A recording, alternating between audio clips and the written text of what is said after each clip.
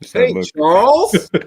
Hey, Mac. How's it going? How's it going? It is going great. It is, yeah, I mean, it's awesome. I am kind of still sailing, flying high from our show this morning. It was Yeah. all kind of amazing when you think about mission, why we exist. I really felt so aligned with mission and so aligned with purpose today. Um, You I'm know, excited. I was just gonna say I love the fact that we were able to have a conversation around data, and it wasn't like it was just a conversation. You know what I mean? Mhm. Like I think so many times when we're having conversations about data, it's either we're trying to teach somebody how to read it, or we're Mhm. like, oh my goodness, we got to dive into this and really understand it. But it was nice to be able to just say, like, yeah, like we're demystifying, Right. right? Like those data conversations. So it was nice. It was really Yeah, because nice. as an administrator, I value data a lot. And I know the perception that others have of my love of data. Um, so it was really great to hear from other leaders Hmm. that are using data and what in this moment, I just really felt the enthusiasm and the joy and the excitement that centered around something that sometimes people, data. Yeah. But there was such synergy. It was communicated the synergy that happens when everyone in a building values data. And I walk away today still thinking and pondering and processing with some things that I can do differently with data on my campus. My claim to fame is 19 years of principal. I'm a career principal, and data is something that I felt that I was pretty proficient in. And so I think Hmm. that's the power of inside the principal's office. Our aim is to build a community of leaders. Right. And after 19 years as a principal, 21 in administration, I walk away today in an area that I thought I was good at. But it's like, wow, I have some nuggets in my handy dandy notebook. I was able to write things. Now go consider this. Now try this. Hmm. That as a result of being in this community of learners and collaborating with others across the world, I now improve my practice. And I think that's powerful. Yeah. Yeah. I love the fact that, something that you talk about, and Dr. Nelson mentioned it today, right? We're lead learners, Mm-hmm. right? And so you're absolutely right. The moment that we think we're an expert, right? Mm-hmm. The moment that we think like, oh, we're good, right? Is the moment that we obviously become non-experts, right? Because Right. we're in this field that's always changing. And so Mm-hmm. I love the fact that we are in spaces with one another that allows us to become these lead learners, right? I mean, we create spaces for our students and for our teachers. So I love the fact that, I get to do this with you and we bring these Mm-hmm. principles in and we just chat. Like, yeah, Yeah. sometimes I'll be honest, as I'm reading some of the questions and we're preparing for the conversation, sometimes I'm thinking like, man, what am I going to add to this conversation? Right. Right. Like, and of course we all want to make sure that we're appearing knowledgeable. We don't want to come on and be like, well, I don't know. But Yeah. no matter how much I do that, I come into these spaces and I always walk away with something.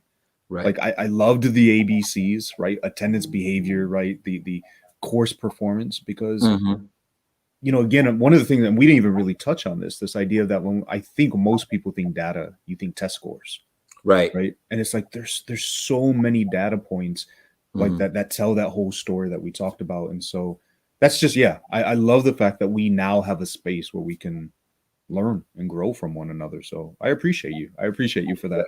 I appreciate you too. And just to kind of go along with this lead learner idea and this idea of creating a community of learners and a culture of collaboration is if we're lead learners, I think that's the power of community is we don't have to impress each other. Hmm. And we realize that in these spaces and in these times when we collaborate, sometimes you're lead learner, right? Right. Sometimes you're learning.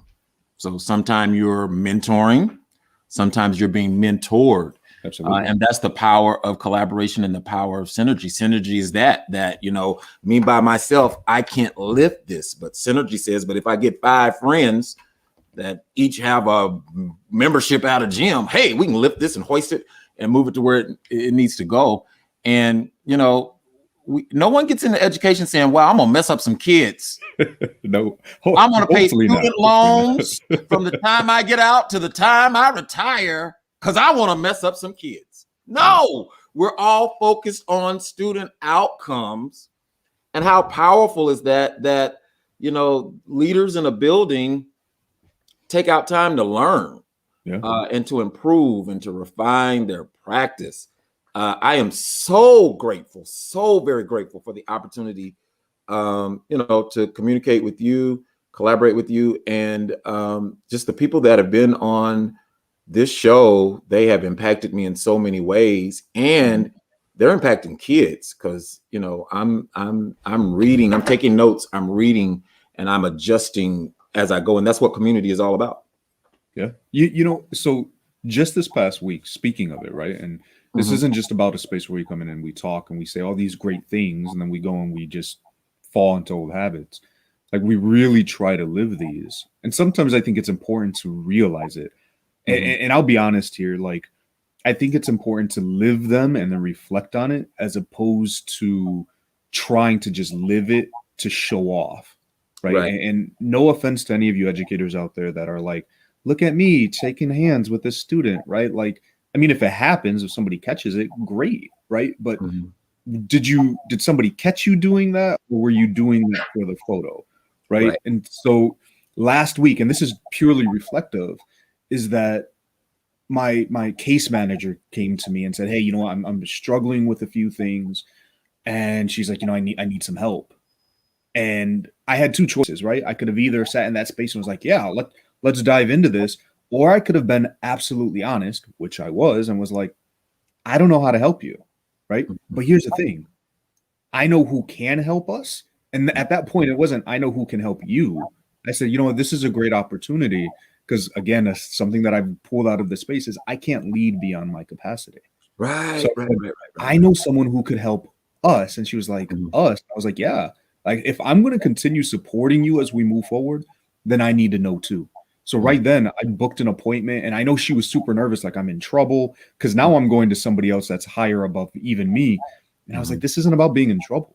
Like, we're going to learn together, because if we're going to serve our students, then we both need to know. And I think it was, powerful in that moment. Like, I'm sitting here learning from this person with my principal. Like, he's learning too and asking questions. And I mean, it was just, again, in the moment, I wasn't like, let me teach you a lesson about leadership. I was like, I need to learn. Right. But yeah, so I think that's important, right? That we're just authentically lead learners. Right. And in that moment, I think that's powerful. What I really did is you model, number one, you let someone on your staff know that it is okay to not know all of the answers to all of the questions that we expect your role to have. So it really creates a safe place for them. And then number 2, you've modeled, what do I do when I get stumped? What do I do when it's something that I don't know? Don't be plastic. Don't be phony. Don't fake it till you make it. Yeah, don't. But let's find the information. Let's find the answers together.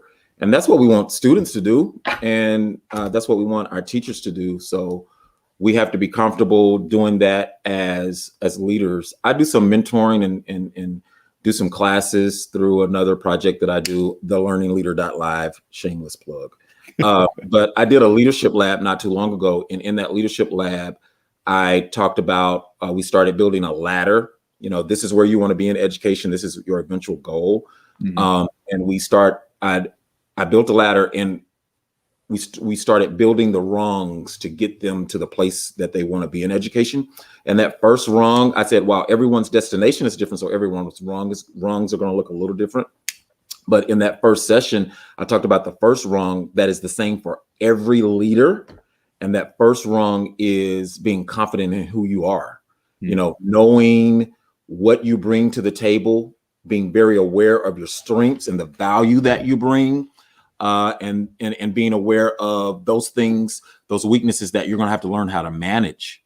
Understanding that this is a weakness for me, this is a strength for me. So I am going to, instead of constantly trying to improve on my weakness, understanding that that may be something about me. Like if Michael Jordan himself came and did a 2-week one-on-one basketball camp with me, I'm not improving. I'm not winning a dunk contest. I'm not. So you have to understand what your weaknesses are, but you also have to understand what your strengths are, and refine those and find ways to leverage your strength to compensate for your weakness. So I said all of that to say it's very important to be aware, because there's a certain level of awareness that you have to have as a principal to be able to be that authentic, to be able to say, I have to be comfortable with who I am, to be free enough to say, hey, I don't know, but hey, let's go find the answer. Yeah. This is one of the reasons I love having these conversations with you, because there are many? What? Many? There are many. You have more than one? I do. I will pull I'm going to write that in my book in case you ever deny it. Well, May 1st. I'm sure Wallace has this recorded or something. You'll be like, no, go back. Oh, yeah, there will be tape. Thank you for reminding me. Proof. But, I came across something that talked about that once, right? This idea of really focusing on your strengths, because we have been conditioned and taught to say, I'm weak in this area. I got to work on this area. And yeah, we can't ignore them, but it's also, how can I get better in these other areas? Right. And I heard it. I've sat with that, but I've been really nervous to bring it up in certain spaces, because it's so counter what we're accustomed to. Right. So again, that's one of the reasons I love that you bring this up. And, it just, again, echoes this thing that I consistently talk about with August Wilson, right? This quote keeps coming back to me, and there's a reason for it. I don't know what it is yet, but there's a reason. It just, every conversation I have, it finds its way in, but it's that you got to be right with yourself before you can be right with anyone else.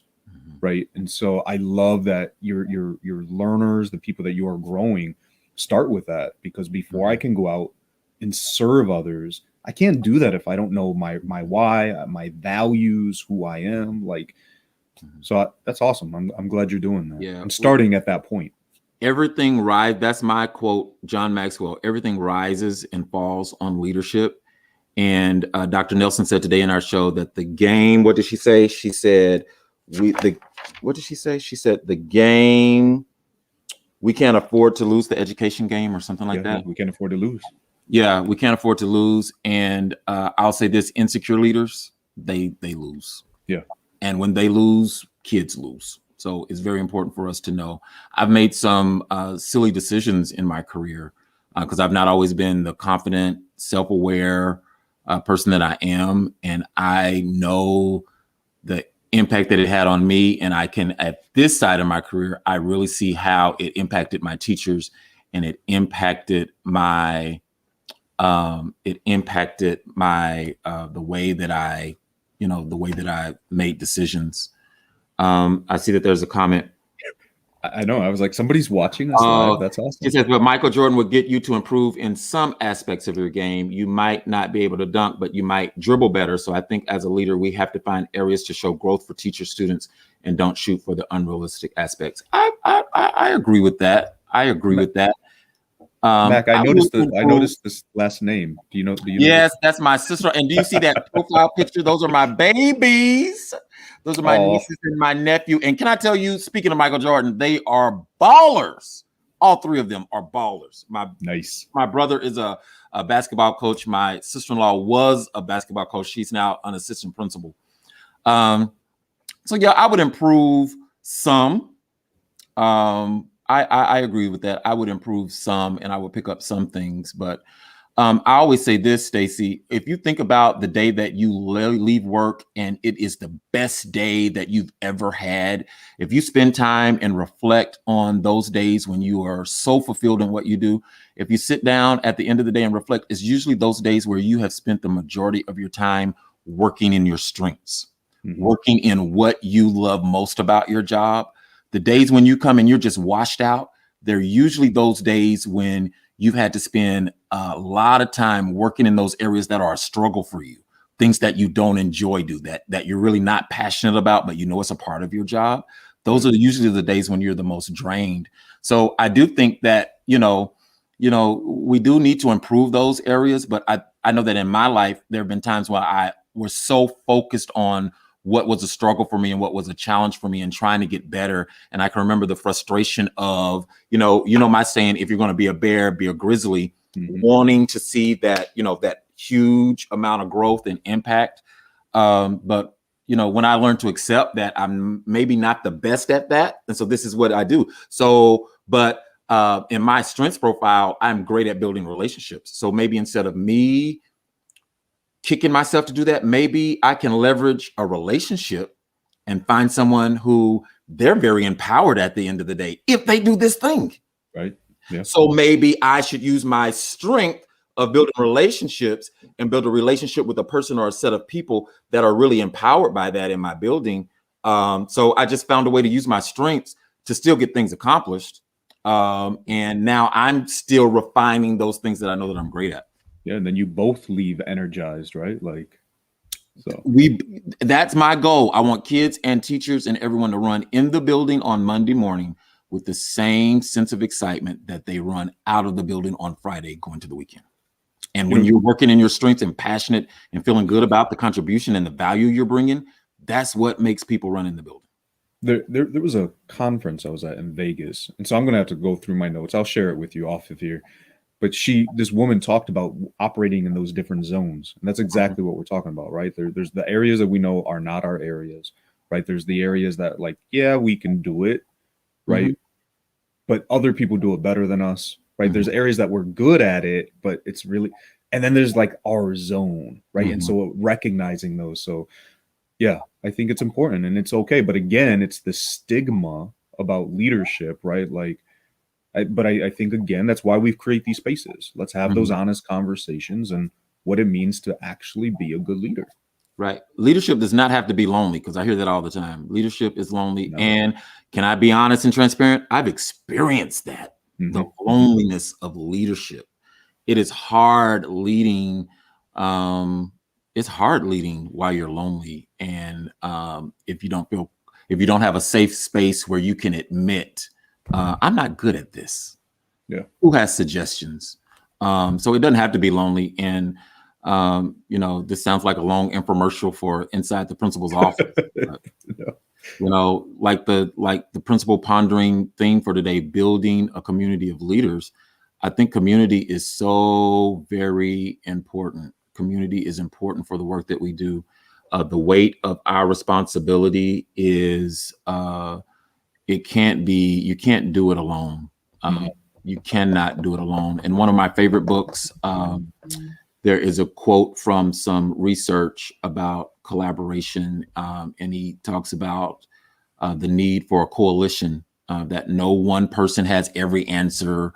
No one person knows how to bring change. No one person can leverage relationships, identify stakeholders. No one person can do everything that needs to be done. So community is so very important to do the work that we do for kids, because it's all for kids. Yeah. And so, I know this, we'll wrap things up here, and it isn't supposed to be an infomercial, but definitely, if you're looking for a space like that, join us here at Inside the Principal's Office, or find a group, find a network. Yeah. And it doesn't just have to be one, because I think we have different needs.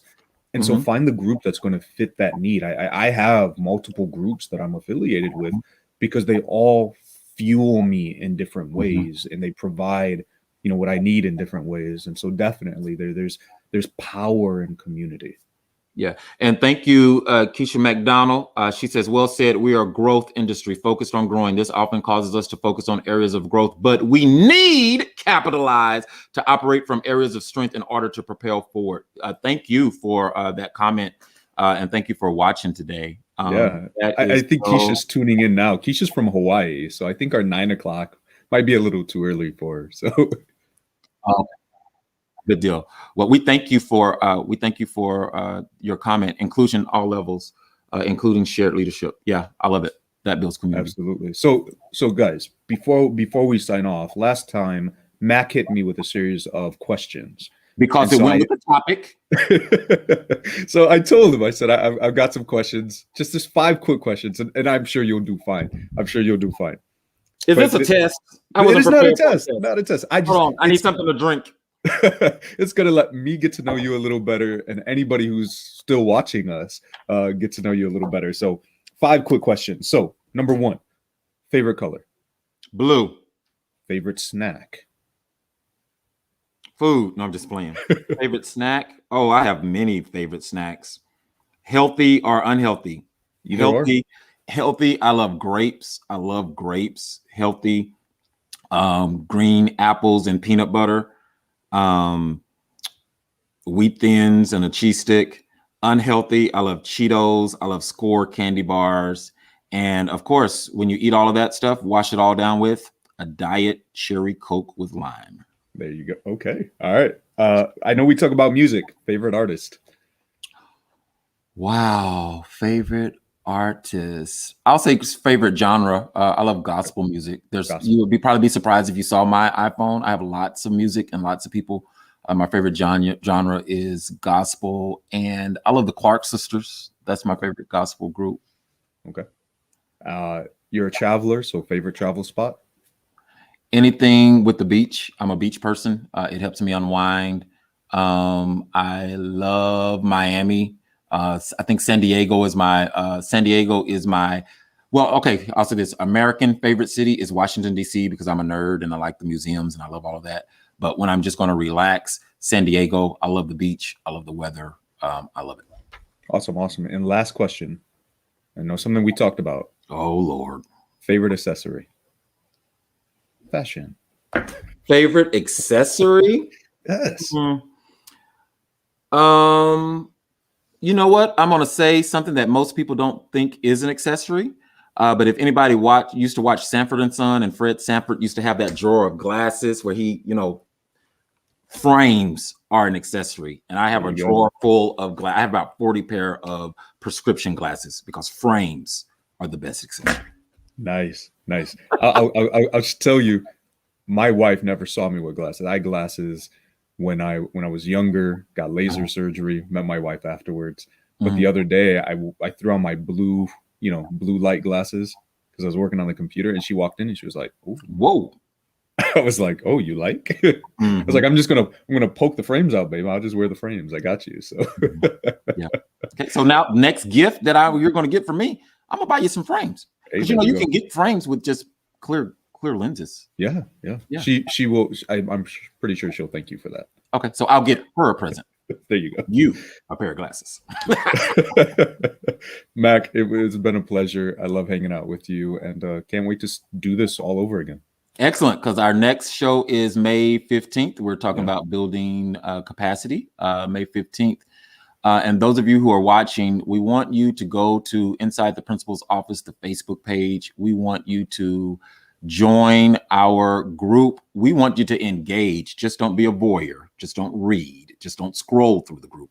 We want you to be a participant. We have these dialogues on Saturdays, but we want to continue the dialogue with you all through the week, all through the month. So any question that you have, an article you want to share, we are really endeavoring to build a safe place for principals, a place where we can knock around ideas without judgment. You're free to be the authentic leader that you are. So join the Facebook group, and we want you to like and turn on notifications to all of School Rubric's social media platforms. Absolutely. And don't forget, we would be remiss since we just announced it. Make sure that you join us in Dallas. Make sure that you guys come on down. I know we've been connecting virtually, even between me and Mac. I cannot wait to meet you in person. Oh, it's going to be on. And popping. Yeah. So if you're there, make sure that, or even if you're not there, make sure that you are there. So that way you can join us, hang out, do a little bit of learning, and have some fun. So thanks for joining us on this spontaneous conversation. Perfect. All right. Take care, Mac. Bye-bye. You too. Thank you for watching School Rubric on YouTube. Make sure that you like, follow, and subscribe in order to stay looped in on all of our diverse collection of shows, interviews, panels, tutorials, and more from educators around the globe. And visit us at schoolrubric.com for even more great content, such as our online articles, Interact magazine, featured podcasts, and more. Thank you.